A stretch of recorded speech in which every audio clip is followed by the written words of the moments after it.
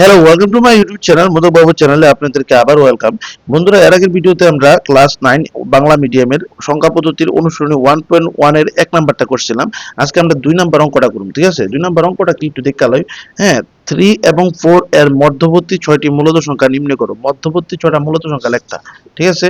তাহলে আমরা 2 নাম্বার 3 এবং 4, ঠিক আছে? তাহলে দেখো, উপরে 3 বললাম, 3 এর নিচে কিচ্ছু না, মানে কি আছে? 1 আছে। 3 এর নিচে কিচ্ছু না, মানে কি আছে? 1 আছে। ওকে, 3 আর 4 এ যোগ করলে কত? 7। 3 আর 4, 3 আর 4 এ যোগ করলে কত? 7। তাহলে 1 এর লগে 7 বসাবো। 1 এর লগে যদি 7 বয়, 3 এর লগে কি বসাবো? 7 বসাবো। তাহলে 3 7 কত? 21। 7 একে কত? 7। এবার নিচে আমরা 4টা লিখুন। দেখো, 4 এর নিচে কিছু আসেনি, 4 এর নিচে গেলাম কিচ্ছু নাই, তার লেগে 1, ঠিক আছে? এবার 3 আর 4 যোগ করলে কত? 7। একের নিচে 1 এর লগে কি বসাবো? 7। এখানে যদি 7 বয়, উপরে কি বসাবো? 7 বসাবো। এবার 4 7 28, আর নিচে দেখো 7 একে 7। এবার এই দুইটা নাম্বারের মধ্যে আমরা কটা মূলদ সংখ্যা লিখতাম? কইছে 6টা মূলদ সংখ্যা।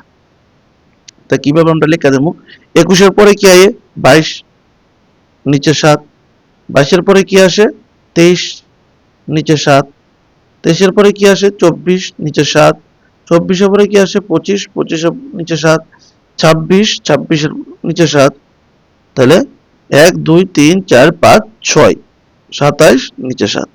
তাহলে আমাদের 6টা কইছে মূলত সংখ্যা লিখতাম, 6টা মূলত সংখ্যা আমরা লিখে দিছি। কিটা? 7 ভাগের 22, 7 ভাগের 23, 7 ভাগের 24, 7 ভাগের 25, 7 ভাগের 26, 7 ভাগের 27।